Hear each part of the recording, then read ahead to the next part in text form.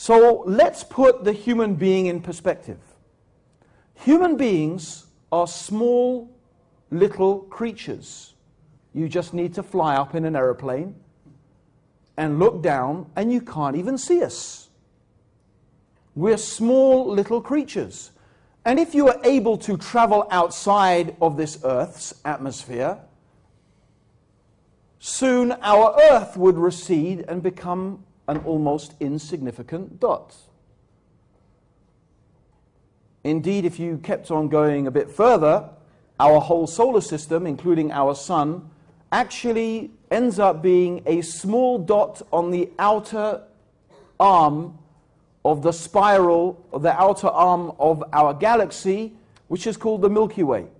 The Milky Way is estimated to be 10,000 light years across. That means if you traveled non-stop for 10,000 years at the speed of light, that is how long it would take you to cross our galaxy. And our galaxy is one of millions of galaxies in the known universe. That's what we know. Now I'll open the door a little bit. The Prophet Muhammad, may God's peace and blessings be upon him, he said in an authentic narration, he said, the universe compared to the kursi, which you could translate as the chair or the pedestal, or it is the greatest, next greatest created thing after the universe. I don't think we think of it in a literal sense, but the kursi. The universe compared to the kursi is like, imagine this, a ring thrown in the desert. A ring thrown in the desert. That's our universe compared to the kursi. And the kursi compared to the arsh, which means the throne, is also like a ring thrown in the desert. What is incredible is that the one who is above the arsh should care about us at all. That is incredible. I mean, if we were to anthropomorphize God, you know, you walk along the floor, you don't care what insect you crush, what ant you crush, right? What animal you destroy. You drive in your car, you don't really care how many bugs splatter on your windscreen. I mean, what are we? What are we? We're just dots on a dot, in a galaxy that's a dot, in the universe that's a dot, before the kursi, which is a dot before the arsh. That's the perspective, right?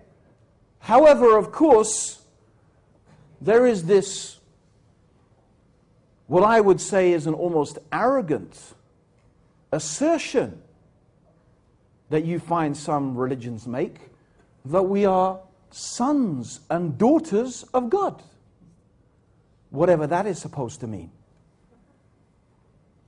I mean, if I came today, yeah, and in my glass here I had a little fish, yeah, I said, this is Jonah, my son. Yeah, you'd say, but Mr. Green, that's a fish. No, that's my son. Yeah, he has a place on the table. You know, he eats dinner with us, right? He has his own room in the house. And under our new laws, the adoption papers are coming through next week. He's my son, but you'd say he's a fish. You may love him like a son, right? But this is a fish and you are a human being. You can't take something that is not like you to be your son. It doesn't actually in language have meaning. It doesn't have a meaning.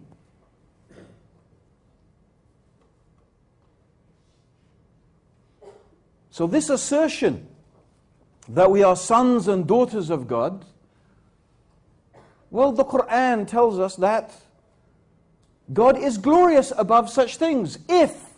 And God is glorious above such a thing, if God had wanted or wished to take for himself as a son, he would have taken something more like himself.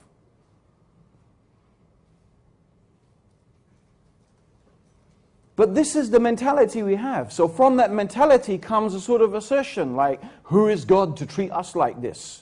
It's ridiculous to think like that. In fact, who are you even to question God? He can do what He likes, with who He likes. And who are we? What are we? Nothing. Totally powerless before the power of God. We are His, and this is the first, therefore, assertion that we need to make. We are His creatures, slaves, servants. That is all we are. We are the creatures of God, the creation of God. Limited, finite, temporary, mortal, needy. That is what defines us as human beings. That is the reality of our condition.